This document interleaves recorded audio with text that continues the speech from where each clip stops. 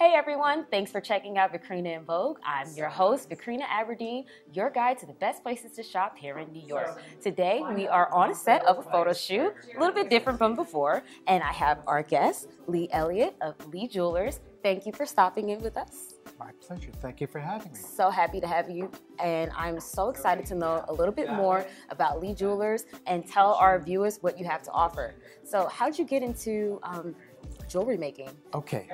50 years ago, more than 50 years ago, in Greenwich Village. I don't know if you've ever heard of Greenwich Village. I've heard of it. I've heard of it. I started to make jewelry by hanging out in one of the little jewelry stores in the village. And I was 18 and made jewelry in my home and exhibited at a show in the village. Okay. Nobody knows it. It's the department store happening, and it was 1964. And then I opened up my shop upstairs from the Village Vanguard in the village. And I made leather goods, and I sold guitars, and I made and sold my jewelry. After about 2 years, I moved in the village to Greenwich Avenue and stayed in the village for 25 years. They say I was in the village for 25 years, and then I moved out to the east end of Long Island. I don't do anything traditional. There are other jewelers who do traditional jewelry. I don't.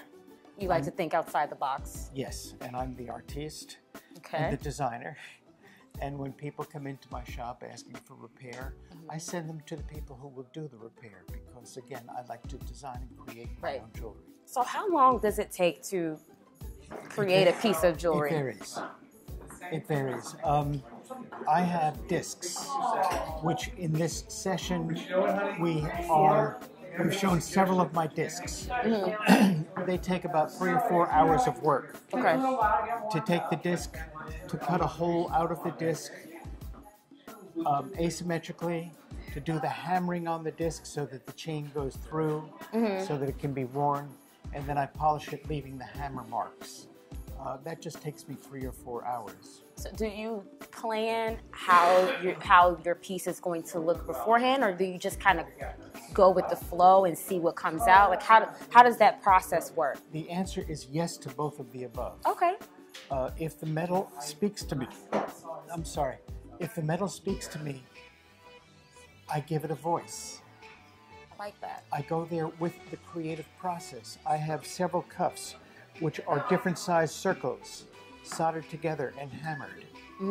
And the circles themselves have a voice. But I knew that I was making a cuff out of circles when I sat down. So the answer is yes to both of the above, to all of the above. Yes. So where can people find you online?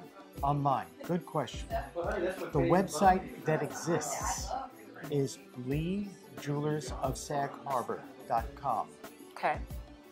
I'm working on another website, just the name, which I theoretically own, but it's not up yet. Okay. And that's leejewelers.net. Okay. But Lee Jewelers of Sag Harbor does exist. And the website shows a small percentage of the pieces that I do. And Sag Harbor is a magnificent place to visit. It's just beautiful with all of the boats and all of the bay and all of the lovely shops. So that's something, I don't care what planet somebody's living on. If they can talk themselves into coming out and visiting Sag Harbor, they will be pleased that they did. So that's it for today's episode of Vicrina in Vogue.